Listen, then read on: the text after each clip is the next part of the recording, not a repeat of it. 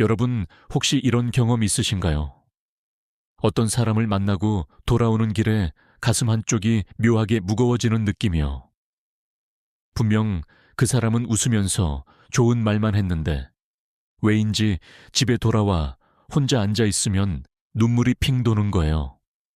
무엇이 잘못된 건지 손에 잡히지 않아요. 그래서 더 답답하고, 그래서 더 서러운 거예요. 제가 오늘 이 이야기를 꺼내는 건 여러분 중에 분명 이런 상처를 안고 계신 분이 있을 거라고 생각하기 때문이에요. 앞에서는 천사처럼 웃는데 뒤돌아서면 칼을 꽂는 사람. 걱정해 준다면서 오히려 마음의 못을 박는 사람. 수십 년을 알고 지냈는데 정작 내가 쓰러지니까 연기처럼 사라지는 사람. 만약 그 사람이 처음부터 나쁜 티를 냈다면 피할 수 있었을 거예요. 그런데 그들은 착한 얼굴을 하고 있어요. 그래서 우리는 찔리고 또 찔려도 누구를 탓해야 할지 모르는 거예요. 여러분, 만약 그런 일을 겪으셨다면 제발 자신을 탓하지 마세요. 그건 여러분이 어리석어서가 아니에요. 여러분의 마음이 너무 맑고 너무 따뜻해서 사람을 있는 그대로 믿었기 때문이에요. 그게 잘못일 리가 없어요. 다만 이제는 조금 알아둘 필요가 있어요. 어떤 사람이 겉으로는 순해 보여도 실은 뱀처럼 교활한지. 그걸 알면 여러분은 더 이상 헛되이 상처받지 않을 수 있어요. 오늘 저는 여러분과 함께 그런 사람들의 5가지 특징을 찬찬히 살펴보려고 해요. 제가 평생을 살면서 사람을 많이 만났어요. 책 속에서도 만났고 세상 속에서도 만났어요. 그 긴 세월 동안 깨달은 것들을 여러분께 조용히 전해드리고 싶어요. 첫 번째로 말씀드리고 싶은 건 걱정이라는 이름으로 상처를 주는 사람이에요.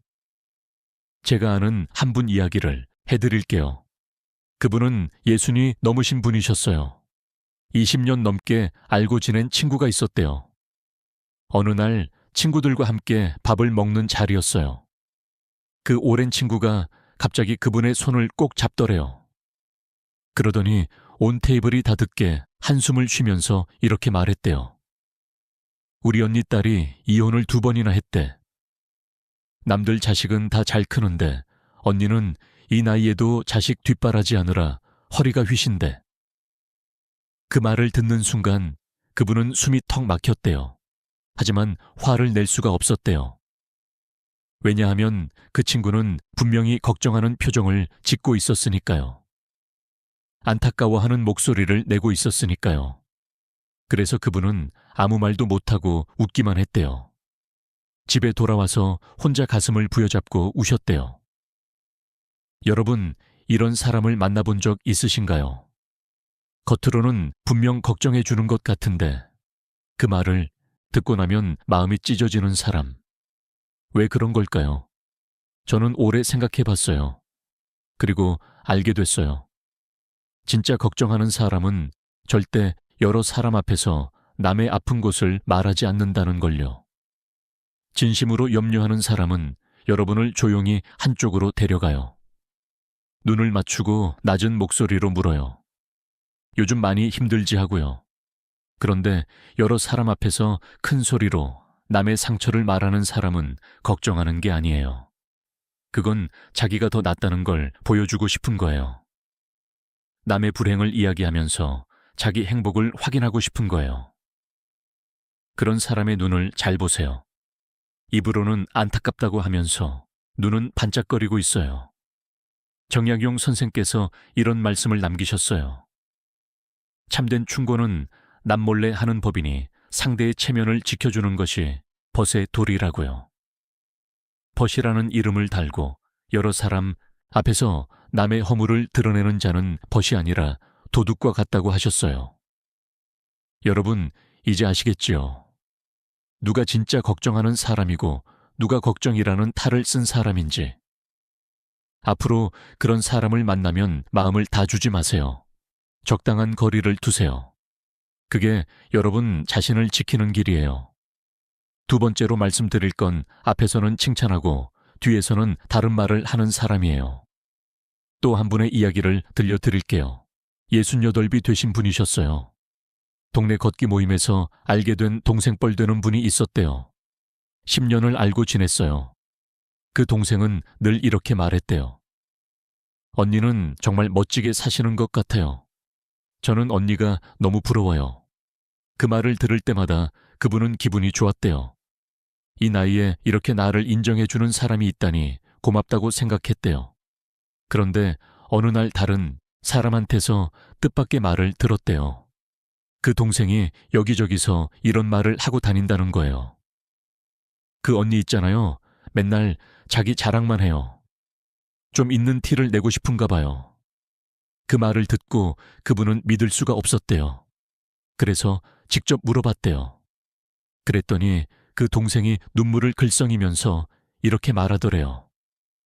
언니, 누가 우리 사이를 갈라놓으려고 그러는 거예요. 저는 그런 말 한 적 없어요. 그 순간 오히려 그분이 나쁜 사람이 돼버렸대요. 의심 많은 사람, 낱말 듣고 함부로 판단하는 사람. 그리고 그 동생은 억울한 피해자가 됐대요. 여러분, 이런 일 겪어보신 적 있으신가요? 분명히 내가 들은 게 있는데 막상 따지면 상대가 눈물로 빠져나가고 오히려 내가 이상한 사람이 되는 그런 경험이요. 저는 이런 사람들의 특징을 잘 알아요. 그들은 절대 정면으로 싸우지 않아요. 대신 뒤에서 소문을 퍼뜨려요. 그러다 들키면 눈물을 흘려요. 눈물은 그들에게 무기예요. 울면서 자기가 피해자라고 말하면 주변 사람들이 다 그 사람 편을 들어주거든요. 정약용 선생께서는 이렇게 말씀하셨어요. 입에는 꿀을 바르고 등 뒤에 칼을 숨긴 자는 군자가 멀리해야 할 사람이라고요. 여러분, 진짜 친구는 여러분이 없는 자리에서도 여러분을 지켜주는 사람이에요. 여러분이 없을 때 여러분 험담을 듣고 그건 아니지 않아요 하고 말해주는 사람이에요. 앞에서 칭찬이 너무 많은 사람은 한번 의심해보세요. 진짜 칭찬은 적당하고 자연스러워요. 너무 달콤하고 너무 잦으면 뭔가 다른 뜻이 있을 수 있어요. 세 번째로 말씀드릴 건 이해타산으로 관계를 맺는 사람이에요. 제가 알고 있는 한 어르신 이야기예요. 70이 되신 분이셨어요. 젊었을 때 큰 식당을 운영하셨대요. 그때 알게 된 동생뻘 되는 사람이 있었어요. 몇십 년을 형, 아우 하면서 지냈대요. 그분은 그 동생을 친동생처럼 아꼈대요. 밥 사주고 용돈 쥐어주고 아이들 학비까지 대줬대요. 그 동생도 늘 형님 하면서 그림자처럼 따라다녔대요. 그런데 세상 일이 어떻게 될지 누가 알겠어요. 갑자기 어려운 시절이 닥쳤어요. 식당 문을 닫아야 했어요. 몸도 아파서 한동안 누워 지내야 했대요. 그때 그 동생이 어떻게 했을 것 같으세요? 연락이 뚝 끊겼대요. 전화도 없고 문병도 없고 완전히 사라졌대요. 나중에 알고 보니 그 동생은 다른 사업가한테 가서 또 형님 하고 있더래요. 그분은 처음에 너무 분했대요. 그런데 시간이 지나니까 오히려 마음이 편해졌대요. 아, 저 사람에게 나는 사람이 아니었구나. 나는 그저 이용할 수 있는 도구였구나. 처음부터 정이 없었던 사람한테 정을 기대했던 내가 어리석었구나. 그렇게 생각하니까 미움도 사라지더래요. 여러분, 이런 사람들은 머릿속에 항상 계산기가 돌아가고 있어요. 이 사람 곁에 있으면 뭘 얻을 수 있지. 이 관계를 유지하는데 얼마나 들지. 그 계산기에 의리라는 칸은 없어요. 은혜라는 칸도 없어요. 숫자만 있어요. 정량용 선생께서 아드님에게 보낸 편지에 이런 말씀이 있어요. 권세와 이익으로 맺어진 관계는 권세가 사라지고 이익이 없어지면 반드시 멀어지게 되어 있다고요. 그때 떠나가는 사람을 원망하지 말라고 하셨어요. 왜냐하면 그들은 애초에 우리 사람이 아니었기 때문이에요. 여러분, 지금 여러분 곁에 있는 사람들을 한번 돌아보세요. 여러분이 건강하고 여유로울 때만 가까이 오는 사람이 있지 않은가요? 진짜 시험은 여러분이 힘들어질 때 찾아와요. 그때 누가 남는지를 보면 알 수 있어요. 그 사람이 진짜 여러분의 사람인지 아닌지를요. 여러분, 잠시 생각해 보세요. 여러분 인생에서 만났던 사람들 중에 만나고 나면 왠지 기운이 빠지는 사람이 있지 않았나요? 분명 싸운 것도 아닌데 그 사람을 만나고 오면 마음이 텅 비는 느낌이 드는 사람이요. 왜 그런지 이유를 모르겠는데 그냥 피곤한 사람. 혹시 지금 그런 사람이 떠오르시나요? 그렇다면 오늘 이 이야기가 여러분께 작은 실마리가 될 수 있을 거예요.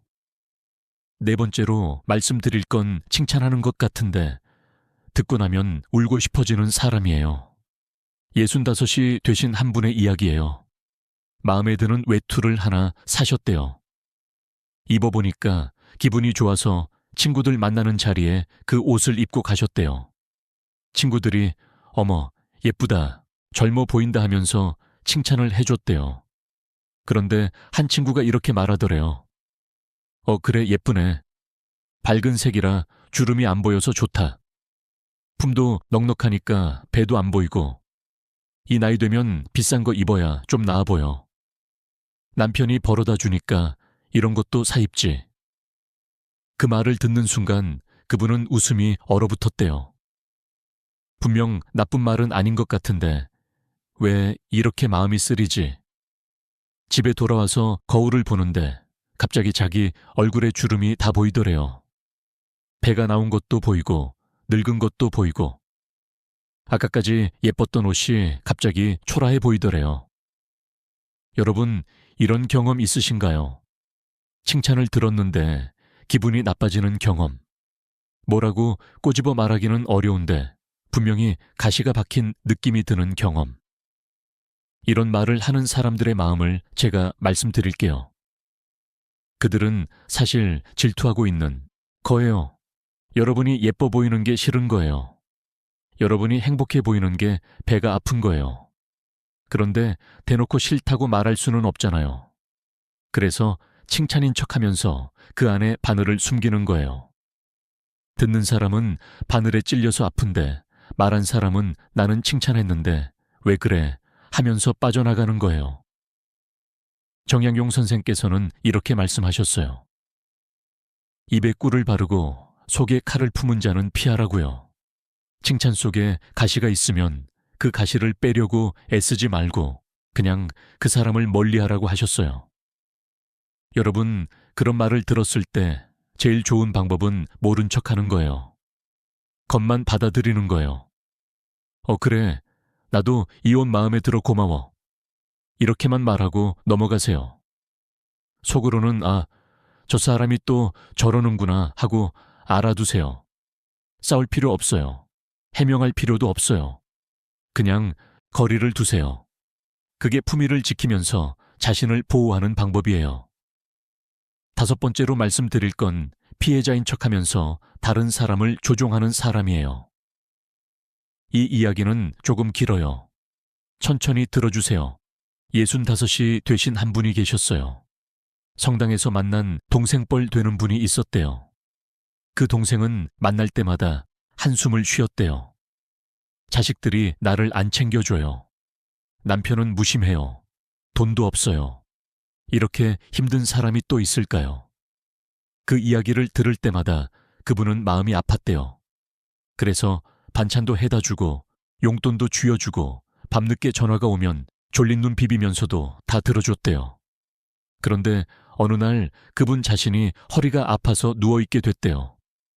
그 이야기를 그 동생한테 했더니 동생이 뭐라고 했는 줄 아세요? 언니는 그래도 효도하는 자식이 있잖아요. 저는 아무도 없는데요. 그 순간 그분은 할 말을 잃었대요. 내가 아프다고 했는데 왜 자기 이야기를 하지? 왜 내 아픔에는 관심이 없지? 그래도 불쌍하니까 참았대요. 그러다가 어느 날 더 이상 돈을 빌려줄 수 없게 됐대요. 그랬더니 그 동생이 울면서 이러더래요. 언니가 저를 버리면 저는 어디로 가요? 그 말에 마음이 약해져서 노후 자금에서 또 빌려줬대요. 나중에 알고 보니 그 동생은 성당의 다른 사람들한테도 똑같이 하고 있었대요. 그리고 사실 자식들은 효도를 잘하고 있었고 경제적으로도 어렵지 않았대요. 전부 연기였던 거예요. 여러분, 이런 사람들이 있어요. 자기가 세상에서 제일 불쌍한 사람이라고 믿어요. 아니, 믿는 척해요. 그래서 주변 사람들이 자기를 도와주는 게 당연하다고 생각해요. 도와주면 고맙다는 말보다 더 달라는 말이 먼저 나와요. 도와주면 나를 버렸다고 원망해요. 그리고 여러분이 힘들어서 자기 이야기를 하면 어김없이 자기가 더 힘들다고 해요. 여러분의 고통은 절대 인정하지 않아요. 정약용 선생께서 이런 말씀을 하셨어요. 약한 척하며 동정을 구하는 자를 조심하라고요. 정말 어려운 사람은 쉽게 입을 열지 못하고 도움을 받으면 깊이 감사한다고 하셨어요. 그런데 교활한 자는 도움을 받고도 부족하다 하고 안 주면 은혜를 모른다고 원망한다고 하셨어요. 여러분, 진짜 어려운 사람과 어려운 척하는 사람을 구별하는 방법을 알려드릴게요. 진짜 어려운 사람은 도움을 받으면 눈물을 글썽이며 고마워해요. 더 달라고 하지 않아요. 그런데 이용하려는 사람은 받아도 부족하다고 해요. 안 주면 나를 버렸다고 해요. 그리고 결정적으로 여러분이 힘들 때 그 사람은 늘 자기가 더 힘들다고 해요. 여러분의 아픔을 들어줄 자리가 없어요. 여러분, 오늘 제가 5가지 이야기를 해드렸어요. 걱정한다면서 상처 주는 사람, 앞에서 칭찬하고 뒤에서 헐뜯는 사람, 이익이 없어지면 사라지는 사람, 칭찬 속에 가시를 숨기는 사람, 피해자인 척하며 조종하는 사람. 혹시 이런 사람들 때문에 상처받으신 적이 있으시다면 제발 자신을 탓하지 마세요. 여러분이 바보라서 당한 게 아니에요. 여러분의 마음이 너무 따뜻해서 사람을 의심하지 못한 거예요. 그게 어떻게 잘못이에요? 그건 여러분의 아름다운 점이에요. 다만 이제는 그 아름다운 마음을 아무에게나 주지 마세요. 받을 자격이 있는 사람에게 주세요. 정약용 선생께서 이런 말씀을 남기셨어요. 비록 초가삼간에 살더라도 마음을 나눌 벗이 하나 있으면 그곳이 천국이라고요. 온 세상을 가졌어도 진심을 나눌 사람이 없으면 그곳이 지옥이라고요. 여러분의 인생이라는 정원에는 꽃만 있는 게 아니에요. 잡초도 있어요. 잡초를 뽑아내야 꽃이 피어날 자리가 생겨요. 여러분을 이용하는 사람 10명보다 어두운 밤에 여러분의 손을 꼭 잡아주는 사람 1명이 더 소중해요. 그 한 사람을 알아보는 눈을 가지세요. 그리고 그런 사람이 여러분 곁에 있다면 꼭 고맙다고 말해주세요. 오늘 이 이야기가 여러분의 마음에 조금이라도 와닿았다면 좋아요를 눌러주시고 아직 구독을 안 하셨다면 구독도 부탁드려요. 그리고 댓글에 여러분이 겪고 계신 관계의 어려움을 남겨주세요. 다음 영상에서 더 깊이 나눠드리겠습니다. 여러분, 오늘도 평안한 하루 되세요. 저는 늘 여러분의 마음이 평화롭기를 바라고 있어요.